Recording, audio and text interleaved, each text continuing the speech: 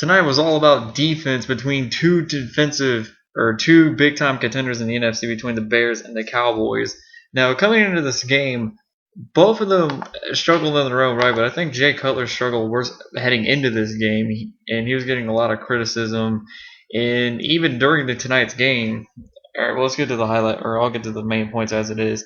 On the first quarter, they were both defenses held strong. They were holding, but before the Bears kicked that field goal, Mike Tice would get in a little confrontation with Jay Cutler, and he was chewing him out. But Jay Cutler was trying to walk away, act like nothing was happening, and his attitude has been a question of concern for a while now. But they take a 3-0 lead, and Tony Romo will get the ball back, but unfortunately, Des Bryant, whether it be Des Bryant ran the wrong route or Romo just threw a very underthrown pass, but either way, Charles Tillman took advantage of that and went back for a pick six, and it was 10-0. Romo did lead a 2-minute drive down the field with a 10-yard touchdown pass to Miles Austin, making it 10-7 at the break. Third quarter, Jay Cutler throws a deep ball 34 yards away to Devin Hester for a touchdown. But did the ball touch the ground? I mean, I didn't think it did, but a lot of people were saying the ball did touch the ground. I did see the tip of the ball touch the ground, but I think Hester had control of it first, and it's kind of a shaky play. I don't think it would have been conclusive enough to overturn it. So 17-7, and then Romo would then throw a pick on the following drive, but then Cutler would give it right back on a fumble caused by DeMarcus Ware, recovered by the Cowboys, recovered by Butler.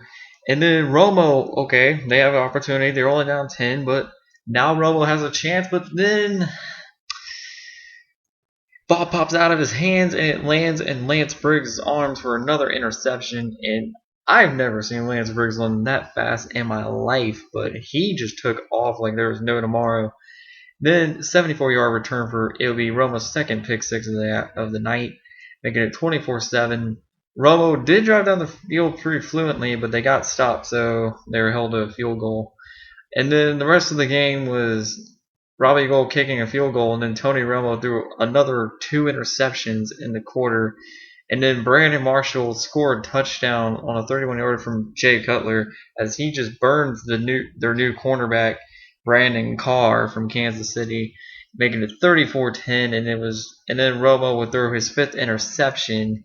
And it was never really game, although Kyle Orton did come in, the Cowboys backup, and went 9 of 10, 89 yards, and a touchdown at garbage time, but in a 2-point conversion to Dez.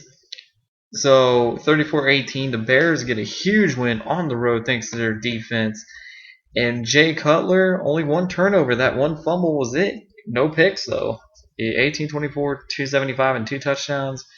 Forte was held to 52 yards. I still think he's hobbling on that injury, but the Cowboys' run defense is pretty good this year. And then Brandon Marshall had 7 catches, 138 yards, and a touchdown, easily his best game of the season. Romo struggled. He did throw over 307 yards on 31 of 43 completions, but 1 touchdown and 5 picks will not cut it in this league. And so what does this mean? Well, the Bears are now tied with the Vikings, are first place at 3-1. Green Bay is at third with 2-2, and Detroit's 1-3. Big win for the Bears. They really needed this road win, not to just give confidence back to their team and Jay Cutler, but they needed it for just to stay up in their division, because I think the Packers are the team to compete against in that division, and they're going to need all the wins they can get right now.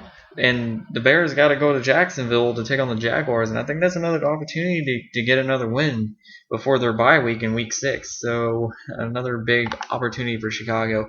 As for Dallas, they're heading into the bye week 2-2 with a split of second place with the Giants, although they have the tiebreaker because they beat the Giants earlier in the season. I think the Cowboys got to ask themselves some questions on offense.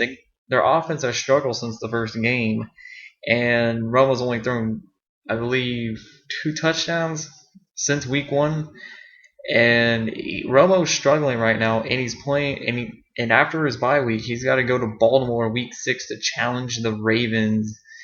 It's going to be tough for Tony Romo and the Cowboys, and they got a lot of screws to fix if they want to continue to compete in the NFC East. There's still only 1 game back from the Eagles who are 3-1, but Dallas needs to fix their errors, and it starts with turnovers. Turnovers will kill any team in this league, and it's no secret. Thank you for joining this recap. I'll be back Thursday night or Friday morning to cover the Thursday night football game between the Arizona Cardinals and the St. Louis Rams. Rams undefeated at home this year, 2-0, but the Cardinals are undefeated in the entire league, 4-0. So this will be an interesting game, interesting NFC West battle. And if you look at the beginning of the year, you thought, well, that's just going to be, why is this a Thursday night game? But now this brings some intrigue. I mean, the Rams look competitive, and they've been competitive in every game this year, and they're a solid home team. And Arizona Cardinals are 4-0, which shocked the world when you consider the fact that Kevin Cobb wasn't even a starter before the fact. So, and now that Cardinals' vaunted defense is looking pretty good. So, I mean, I can't wait.